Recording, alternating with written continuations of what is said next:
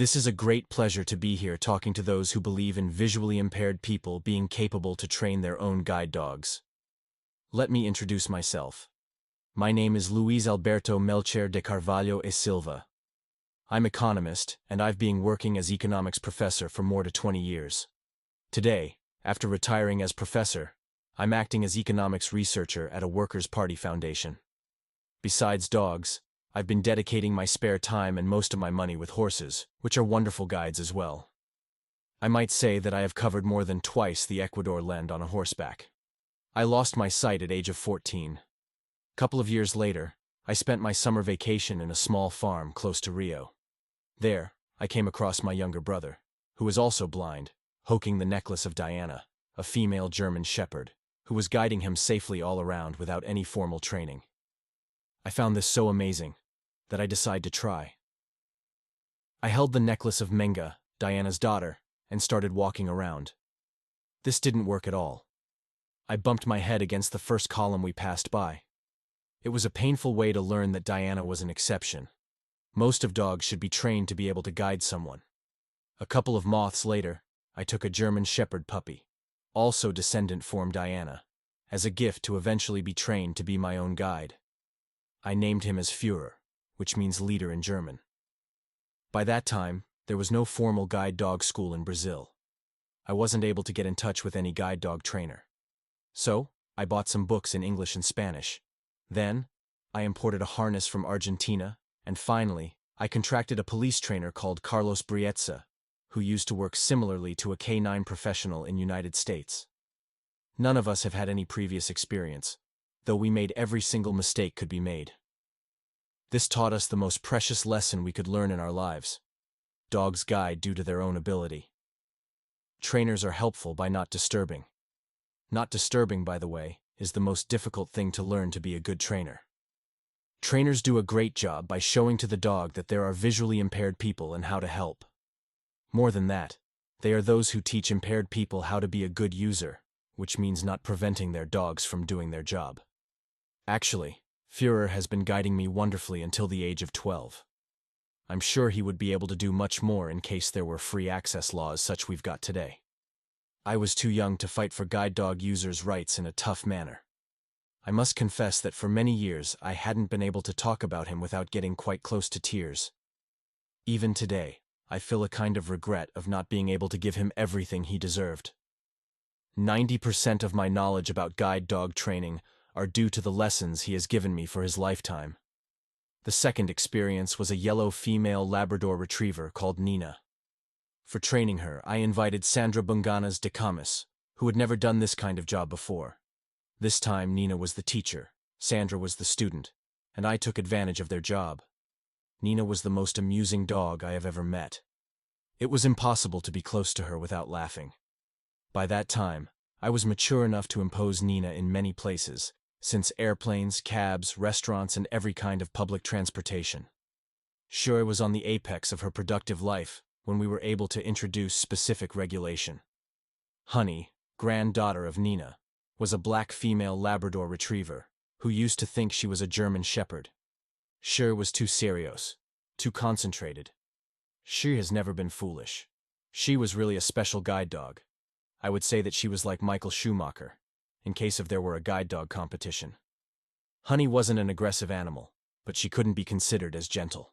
Today, I'm sure that gentleness and maturity are almost a contradiction. I mean, dogs are hunters, and it is impossible to hunt without any aggressiveness. Though, exemption of aggressiveness is usually related with childhood.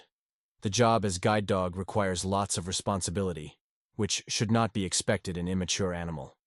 Today, I think trainers and user must be able to deal with some aggressiveness without putting anybody in risk. So, if policemen control their dogs in any kind of environment, a guide dog user might be able to control his own animal everywhere. I'm also confident that trying to get maturity and gentleness at the same animal may be one of reasons for specific schools to waste so many animals. I think guide dog schools drop out so many dogs at first demonstration aggressiveness for two reasons. Firstly, do avoid the extra cost of dealing with one more variable. Secondly, not to have to select a specific skilled user. My fourth guide dog, called Y, was the most beautiful and gentle yellow Labrador retriever I've ever seen. He was a real show dog. He was almost as amusing as Nina in spite of not being her relative. He was a great guide dog. Even so, I consider him as an archetype of how lovely a guide dog can be. I'm sure that many doors have been opened due to his behavior. Since he was a show dog before being trained, he was castrated at age of 3 years. We took 2 litters from him. Though he has produced a real lineage of successful guide dogs, including my 5th one, as shown below.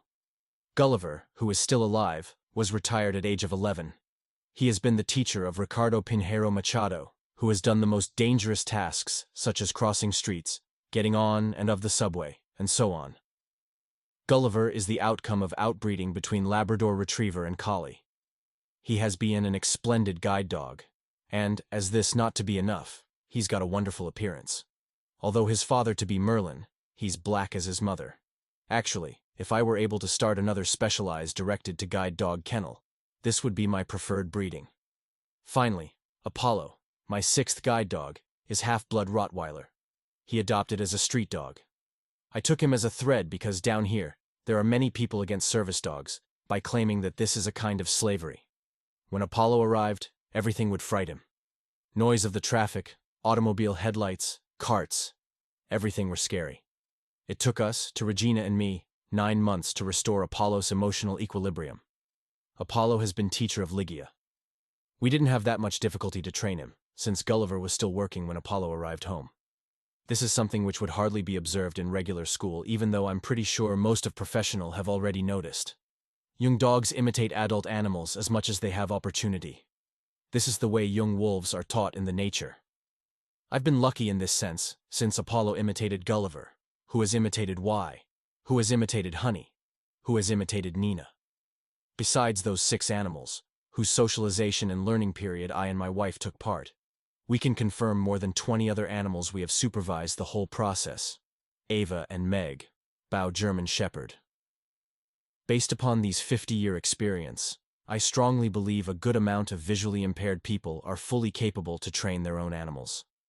I strongly recommend that training in dangerous situations should be delegates to a normal sight professional to prevent human and animal to be hurt. Guide dog schools will continue being necessary in spite of any technological advance there might be. This is because there are unskilled user, or the candidate just don't have infrastructure and enough time to dedicate to this job. I'd like to finish repeating the words I used during the public consultation for the federal regulations for guide dog using in Brazil. We must keep in mind that self-trained guide dogs exist since the human been first domesticated a wolf, probably 10,000 years ago. Guide dog schools, however, have no more than 120 years of activity. We should never look down those dogs who dedicate their lives to serve their masters, in spite of never been stepped into a formal school.